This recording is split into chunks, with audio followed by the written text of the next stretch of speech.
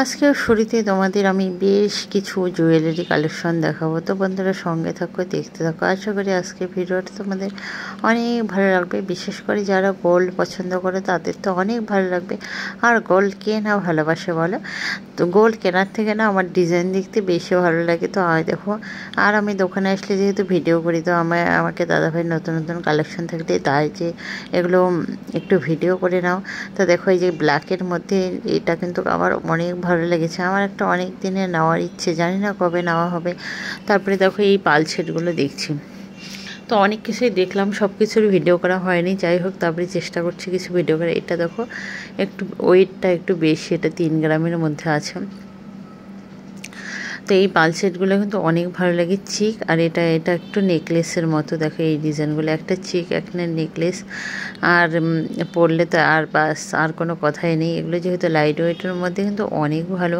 এখন যে হারে সোনার দাম বাড়ছে বাড়ছে বাড়ছে, তো আর হেভি হেভি গয়না পরার মানে কি গয়না পরাটা ঠিক নয়। হেভি গয়না পরে বেরোলে তো এক যাবে, গয়নাটাও গেল, দেখা গেল গলাটাও চলে গেল। তার থেকে ভালো এই লাইট ওয়েটের গয়না পরা। আর সোনারও যা দাম বাড়ছে এখন, একটা সলিড সোনার এরকম চেক নিয়ে যেতে গেলে মানে একদম পকেট ফাঁকা।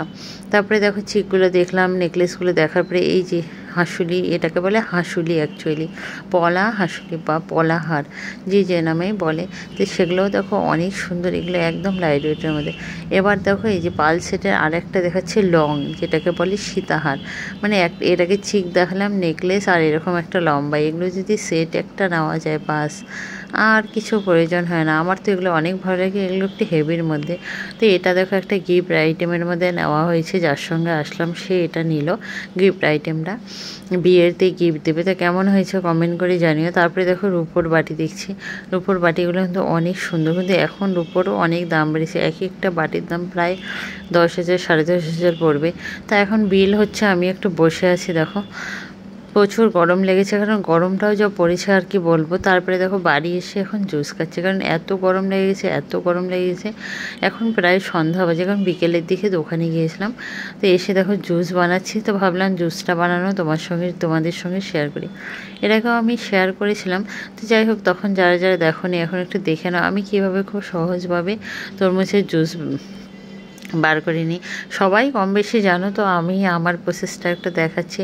আর তরমুজের জুস খেতে কে কে ভালোবাসো আমাকে কিন্তু কমেন্ট করে জানিও। তরমুজ এমনিতে খাওয়ার থেকে আমার না জুস করে খেতে বেশি ভালো লাগে, জানি না কেন যেন ভালো লাগে। হ্যাঁ, জুস করতে গিয়ে তো একটু পরিশ্রম হয়, কিন্তু তারপরেও ভালো লাগে যে 1 গ্লাস জুস নিয়ে বসে বসে আয়েস করে একটু খাবো, আমার অনেক ভালো লাগে। তো দেখো আমি তরমুজটাকে এভাবে পিস পিস করে কেটে নিয়ে একটা দেখো মিক্সির ব্লেন্ডারে দিয়ে দিচ্ছি। অনেকে এভাবে এই যে পিসগুলোকে, যেগুলোতে আদা রসুন আমরা ঘষে ঘষে কি বলে বের করি, সেই ব্লেন্ডারগুলোতেও কিন্তু ঘষে ঘষে রস বের করে যায়। কিন্তু আমার কাছে না সেই প্রসেসটা একদম ভালো লাগে না। আমার কাছে ইজি প্রসেস হলে এইটা, একদম ব্লেন্ডারে দেবো, ব্লেন্ড করে নেবো, এটা আমার কাছে একদম ইজি প্রসেস। এগুলো যেমন খুশি সেভাবে কেটে দিলেই হলো, বড় বড় করে কাটলেও কোনো অসুবিধা নেই। তো আমি দেখো একদম মানে চোকলাটা একদম লাল সহ যতটুকু আছে পুরোটাই কেটে নিচ্ছি। কারণ জুস এমনিতে খেলে তো একদম এভাবে আমরা খাই না, কিন্তু যেহেতু জুস করব তাতে একদম জুসের সঙ্গে এগুলো মিশে যাবে। টেস্ট অনেক ভালো হবে কিনা জানি না, কিন্তু এই যে জুসটা অনেক বেশি হবে, তার জন্য আমি একদম মিশের থেকে কেটে কেটে নিচ্ছি, যতটুকু লাল আছে ততটুকু পর্যন্ত কেটে কেটে নিচ্ছি। তো দেখো এই যে এটা দুবারই করতে হবে, কারণ একটা ব্লেন্ডারে একবারে হবে না। হাফ নিয়েছি, তাও দেখো একটা তরমুজ সেখানে অনেক রস বেরোয়।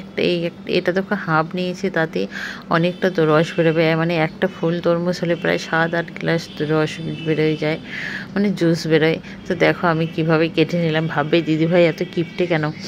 যাই হোক, এটাকে এখন আমি ব্লেন্ড করে নিচ্ছি।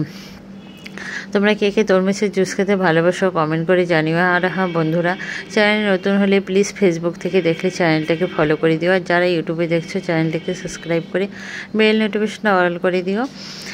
আর তোমাদের কমেন্ট আমার অনেক ভালো লাগে, তোমাদের সবার সুন্দর সুন্দর কমেন্ট পড়তে, তাদের রিপ্লাই দিতে আমার অনেক বেশি ভালো লাগে।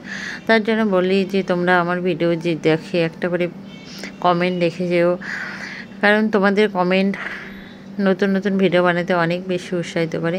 তো এই দেখো এখন ছাঁকনির সাহায্যে সেঁকে নিচ্ছে, আর এই যে একটা চামচ দিয়ে ইয়ে করলাম। এই দেখো জাস্ট একটুখানি এটাতে যে বিচিগুলো অ্যাড হয়ে যায়, বিচিগুলো আমি বের করে নিই, তার জন্য দেখো এই ছাঁকনি দিয়ে এটা কাপটা সেঁকে বের করলে বাস, আর কোনো ব্যাপারই না, খেতে অনেক ভালো লাগে। এরপরে আমি দিয়েছি বিট নুন, কারণ বিট নুন যে কোনো ফলের জুসে খেতে কিন্তু অনেক ভালো লাগে। যে কোনো ফলে বিট নুন দিলে টেস্টটা অনেক আরও বেশি মিষ্টি মিষ্টি হয়ে যায়। তো এর মধ্যে আমি কোনো চিনি ইউজ করিনি, কারণ এমনিতেই এটা অনেক মিষ্টি, চিনির কোনো প্রয়োজন নেই। চিনি যতটা পারা যায় যে চিনিটাকে কম খাওয়াটাই ভালো। তো বিট নুনটা দিলেই এমনি অনেক মিষ্টি হয়ে যায়। তো এখন দেখো 2 গ্লাসে ভরে নিচ্ছি। তো দেখো দেখতে যতটা সুন্দর হয়েছে না, খেতেও কিন্তু এতটাই সুন্দর। তোমরা যারা খাওনি তো একবার বানিয়ে খেয়ে দেখো, অসাধারণ লাগে, মানে অসাধারণ। তো টাটা বাই বাই, আজকের মতো ভালো থাকবেন সবাই, দেখা হবে নতুন কোনো ভিডিওতে। তো টাটা।